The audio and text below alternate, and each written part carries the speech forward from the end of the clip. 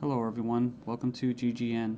Today is Friday, June 29th, 2012, and I'm Darko. This is my website, ggnonline.com. There's a poll up there, you can check on it and vote how long until a drone kills the first American on American soil. So far, the majority are saying within the next year, followed by the next 2 years. You can follow GGN with your email address, also on YouTube, ddarko2012 and ddarko2013. And if you'd like to help, you can donate right there. So, and there's also a little news archive there. So, I'm ready to go here, and we're going to cover the economy. And the biggest news, of course, is Obamacare approved. It was kind of shelved for a while there, and now it's back from the dead. So, and a little bit of eugenics, because you have financial warfare, and then you have social warfare, you have eugenics, and it kind of all just is immersed, right, in the same global agenda. So it says here, Obamacare approved, IRS to force Americans to buy health insurance. It says it's a victory for Obama and a travesty for the middle class. The Supreme Court upheld Obama's health care mandate, empowers the IRS to begin to regulate America's health care by 2014. Expect IRS thugs armed with shotguns knocking at your door to fine you almost $700 a person or $2,000 per household for failure to purchase health insurance. If you fail to pay the outrageous fine, expect to be sued by the IRS. It says here that revised healthcare laws remove the penalty of almost $250,000 in imprisonment up to 5 years. It says here this ruling allows the federal government to force citizens to enter a contract with private corporations to buy health insurance. This is happening just days before the 4th of July, when Americans won its independence from British tyranny, and now we face the same tyranny today. It says here by 2014, all Americans will have to submit or face being fined and sued by the Internal Revenue Service.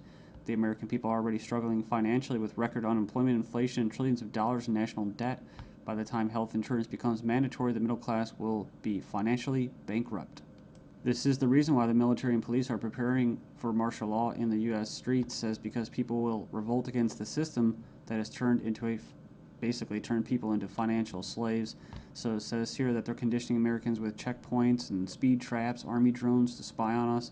We're going to cover all this, rolling out the tanks and putting military goons on residential streets to prepare us for what is to come in the future. It says here the Bilderberg Group discussed in Spain about wanting to level America into a third world impoverished nation where we're all poor under world government dictatorship. It says here soon the Americans' standard of living will drop significantly, and it won't just be the standard of living, it will be their age of death, right? Their basically the average lifespan. It says here services will be cut. We're going to get into that too, death pathway and stuff like that.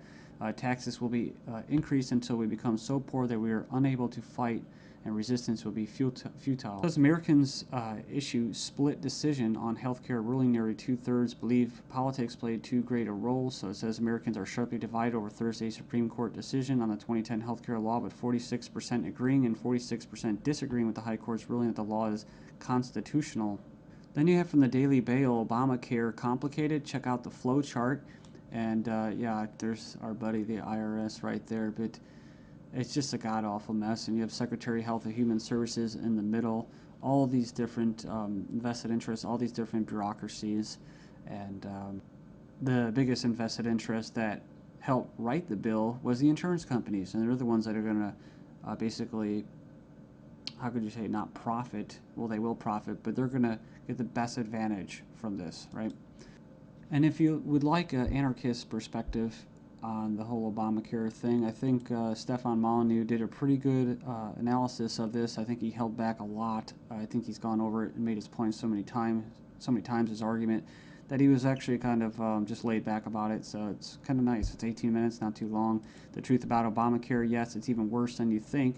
And right here in the description, he puts in there the 6 facts that he presents in his argument. So fact 1, there is no law in the U.S. anymore.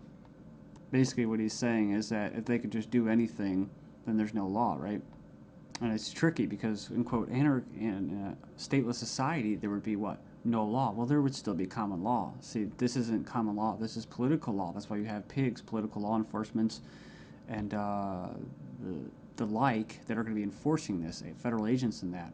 So in other words, what he's saying is that you might as well just have no government, because right here you have a dictatorship with, quote, laws, right? They have laws that basically write in a dictatorship. So we have here Obamacare is an admission that all previous government healthcare programs have failed. So, and this is true. I remember the recording, about Nixon and stuff like that, getting people on Medicaid. It doesn't really matter whether it's good or not. And in fact, costs have already doubled from initial estimates, and that's usually how it works. As soon as this gets closer to fruition, oh yeah, some hidden costs. Sorry, guys. Fact 4, 70% plus of healthcare issues result from individual choice. So the thing about it, he's talking about smoking, drinking, eating basically a lot of bad food and stuff like that. You can actually help. But a lot of these people that are going to, quote, benefit from this are not going to be doing anything to help their own health, right? So it says here the inability to discriminate on pre-existing conditions is an essential driver of healthcare cost. So I think what he's saying there is it's not very free market. It says here that the fines for non-compliance are destined to rise enormously. We have 15 reasons why the Obamacare decision is a mind-blowing disaster for America. It was actually, it says here it was voted 5-4 decision to uphold the vote. And it says here, the bill, it says here the swing vote was Chief Justice John Roberts, who was appointed by George Bush, W. Bush. And not that you'd have any confidence in the judicial system as it stands, just based off past history and their track record. It says here, after the vote today, it is hard to have any faith in the U.S. Supreme Court. I guess they're saying because it was quote conservative. According to the Supreme Court, the federal government has the power to force you to buy private goods and services. And it goes on and says here that it's another step away from individual liberty, another step towards a nanny state. I hate that word. But it says here IRS is now going to be given the task of hunting down and penalizing Americans. And it says here, in fact, the Obama administration has given the IRS $500 million extra outside the normal appropriation process to help them enforce the provisions of Obamacare they're in charge of overseeing. It imposes more than 20 new taxes on the American people. And you can click the link there. If you click the title of this article, you can find it and check it out. So it says here, number 5, an attempt to control costs and promote efficiency. Obamacare limits the treatment options that doctors and patients can consider. In other words, the death pathway, right? The British system, this is likely to result in a decrease in life expectancy. That's what I was talking about in the United States in the beginning of this video. So yeah, it's going to send health insurance premiums soaring, especially for younger Americans. And, it's going to crush small businesses, as they say. And number 9, Obamacare is going to make the emerging doctor shortage in America a lot worse. So hundreds of thousands of doctors are leaving the medical profession because of this. It says here it's already forced the cancellation of dozens of doctor-owned hospitals. And it says here that the following is one example from the Alliance Defense Fund. It's an insidious little provision. It says here, did you know that this bill, you'll have to pay for life-saving drugs, but life drugs are free. So 100% free. If this plan were really about health care, it would be the other way around. So yeah, it's like robbing from the future to pay for the living. So and it just turns into a god-awful mess. It's not even just politics. It's generational. 13 reasons why the revolution might start with Obamacare. Go in there and check that out.